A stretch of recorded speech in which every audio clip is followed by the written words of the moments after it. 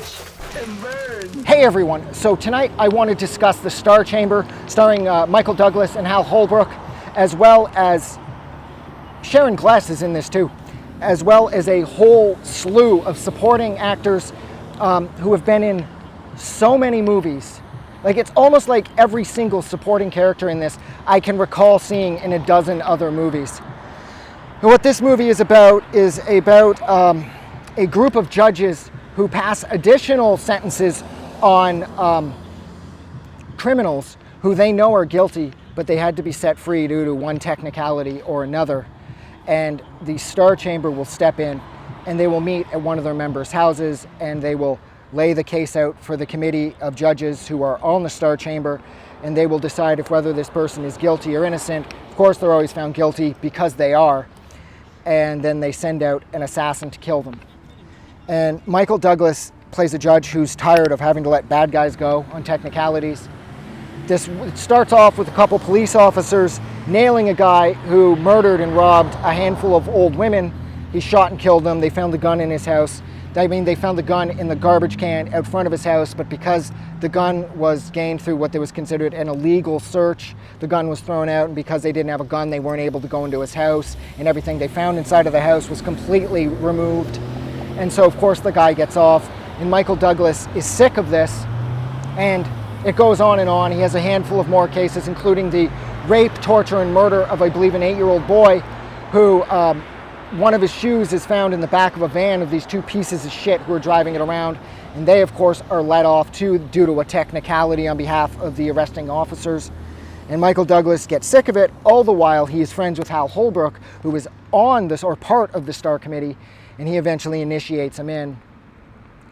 Now, I really like this movie. The tone is a little heavy, and I will argue that Michael Douglas, although Michael Douglas was amazing in this because Michael Douglas is amazing in everything that he's been in, I did find his character to be a little on the joyless side. It was like he was miserable when he had to let them go, and then when he was initiated onto the Star Chamber and he was getting these people were getting what they had coming, he's joyless because they're being murdered. And there was no sense of joy with his character. He was never happy. No matter what you did for this guy, whether you punished the guilty, he was unhappy, or he had to let the guilty parties off, he was unhappy. And I thought that was a little strange because, I mean, you think they would have at least had him crack a smile when the first piece of shit was put down after the Star Chamber's verdict, right? And the other thing I found a little weird about this movie is the two scumbags that were originally accused of raping and killing the 8-year-old. They're on trial for it, and the whole time they're sitting there silent. They don't say a word, they don't say they're innocent, they don't say they're guilty. They just sort of sit there with these dumb, scared looks on their faces. And then after, of course, Michael Douglas had to let them go and they're off doing whatever horrible shit they're doing, it's found out that their truck was stolen and used by the kiddie porn ring, or the kiddie porn snuff ring. They were raping, torturing, and killing kids and selling the videos. They stole the truck and used it to abduct and kill the kid. And then they replaced the truck, so the guys didn't even know. So they definitely weren't guilty. Now here's the thing. If I'm a drug dealer and I'm brought up on, trafficking charges, yeah, I'm going to sit there quietly. But if I'm in this case, they were, of course, both drug dealers. They have a PCP lab that you find out about at the end. So they're drug traffickers. And when I'm up on charges of rape, torture, and murder, and I, of course, had nothing to do with it, I'm not going to fucking sit there silently. It's not going to happen. It's not something that anybody with half a brain would do. And yet these two characters did just that. They fucking sat there silently while they were on trial for their lives. I mean, do you understand what would have happened to them if they went to prison? Say they didn't get the death penalty, which they totally would have, but let's say they didn't. Do you know what would have fucking happened to them in prison? And they're fucking sitting there looking bored the whole time. So yeah, it's found out by the end that Michael Douglas' story discovers that they didn't do it, and yet the Star Chamber had already sent out the assassin to kill them. So Douglas goes to the old warehouse where they've got their PCP lab set up. It's a cool looking place too. There's a couple really breathtaking shots with the water and the pillars. It's a really exceptional way to end the movie, at least as far as the cinematography is concerned.